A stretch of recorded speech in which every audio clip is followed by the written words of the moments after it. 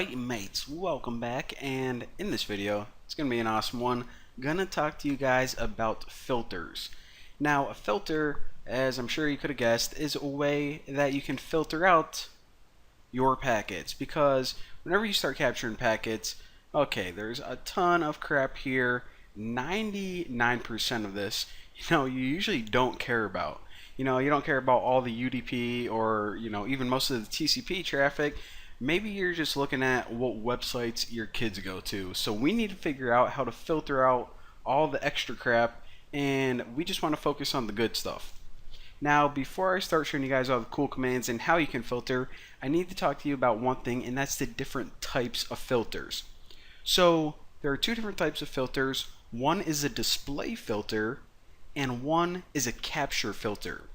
So the display filters are right here, and if you go to capture options, then your capture filters are right there. Now I'll explain the difference right now. So this data that you're looking at is about 10 seconds before this tutorial started. I just went on Chrome and I went to Pastebin and NHL.com and a couple different sites.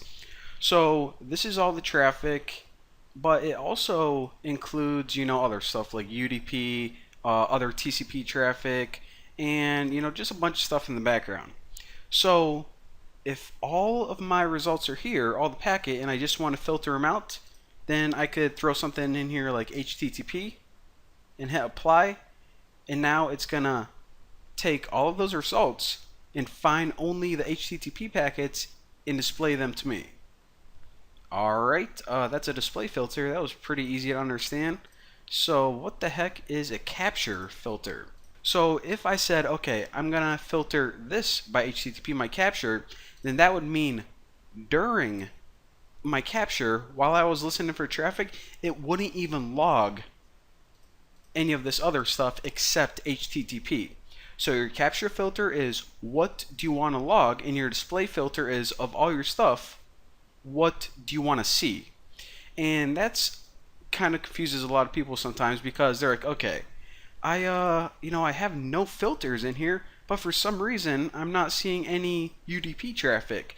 And that's because if you go to your capture options, you actually never even logged any UDP traffic. So I just want to point out that this filter and this filter are different. What you log and what you see in your results. So with that being said, let's go ahead and figure out how to use these filters.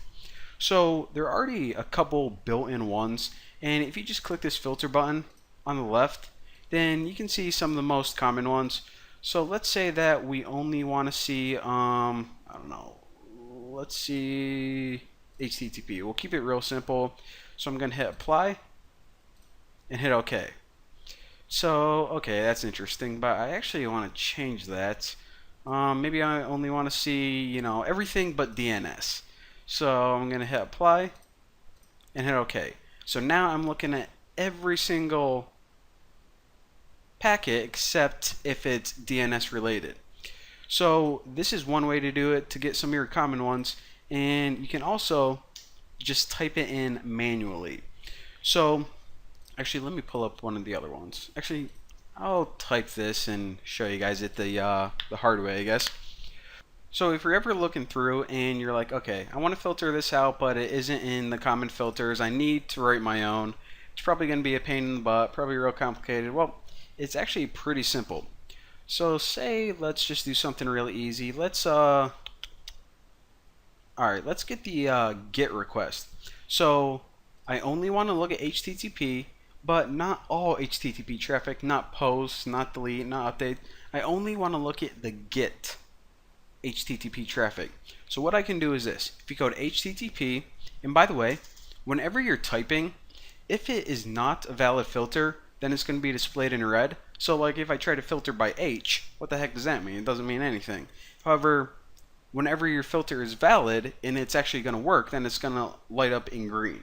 So that way, it's a pretty cool indicator, but you don't have to guess if your filter is legit or valid or not. It tells you right in live time. So in order to filter out traffic by GET, I'm going to go to HTTP request, and I'm too lazy to type it, so request, hit enter, And then of course we want to filter out by method, and the method we want to equal get. So now what this is going to do is it's going to look through all my results, and whenever I hit apply, it's only going to show me the get traffic. So look at that, looking beautiful. So if you ever just want to clear it, then go ahead and hit clear. And if you click this little button, expression, then you can see that these are all of the different types of filters that you can have. So you can filter your packets out by a lot of different methods. And if you just start typing like HTTP, then you'll pop down to HTTP, so you don't actually have to scroll. Now, in that example that I just typed out, we saw that we can use this operator equals equals, and that means is the method exactly equal to get? And these operators, they don't apply, to every filter. So you can't be like filter the protocol if it's greater than HTTP location. That doesn't make sense. So the ones that are greater than and less than, you might want to say like the length. For example, some numerical data. So if the length of this is bigger than 1,000, then you might want to filter it that way. But I just want to point out that these relations, they're just not like all encompassing. You have to actually use them in a smart kind of way. So another thing that people can do is they can actually combine filters. So say that I wanted to search for get right here, and by the way, did I even point this out, that this is your little history? So it's kind of like kind of like a browser in a sense, where you click this and all the previous filters will pop up right like that. So say that I wanted to filter my packets out by get, and I also wanted to look at the post. So what I can do is I can surround this with parentheses. And if you guys are familiar with programming, then this is going to be like second nature. So the OR command is, if you hold down shift above the enter on your keyboard, use two of those little up and down lines. They're called pipe symbols, I think. And now we'll write post right here. So this is saying is show me all of the packets that use get or post. So I'm going to hit apply. And now I don't even know if I have any post traffic here, but if I did, then it would show the post traffic as well. Now, if you ever want to use and, then what it's going to do is it's going to look at two parameters. So this isn't going to make sense because you can't have a packet that is both get and post.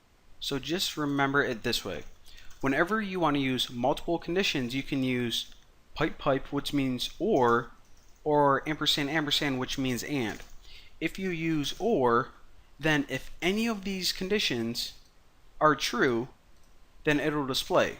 So if this one's true, even if all the other ones are false, then it's going to show that packet. With two ampersands, what this means is every condition that you have listed, it needs to be true. So whenever I hit apply, of course, since a packet can't possibly have get and post, and that's why that doesn't show up. But let's say that you only wanted to show get packets that were had a length longer than 200. So that would be one where you would need to apply both conditions. But anyways, that's the basics of filters, and some of this other stuff is pretty easy. You can save your filters if you have one that you use a lot, but you usually just use the built-in ones. If I can get this right there, or you just type your own in real time. At least that's what I do, but whatever you guys want to do, follow your heart. There you go. Thank you for watching. See you next time.